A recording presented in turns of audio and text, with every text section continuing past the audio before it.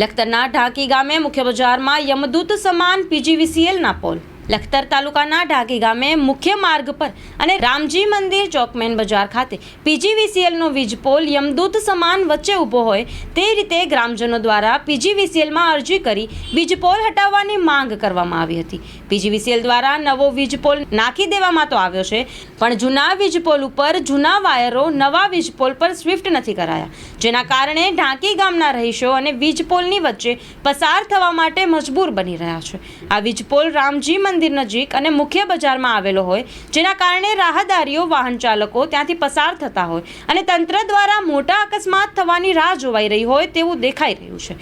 થોડાક દિવસો પહેલા પાટડી તાલુકામાં આવો જ એક બનાવ બન્યો હતો, જેમાં 3 લોકોના મોત નીપજ્યા હતા। તો શું પીજીવીસીએલ વિભાગ ઢાંકી ગામમાં પાટડી જેવી જ દુર્ઘટનાની રાહ જોઈ રહ્યું છે?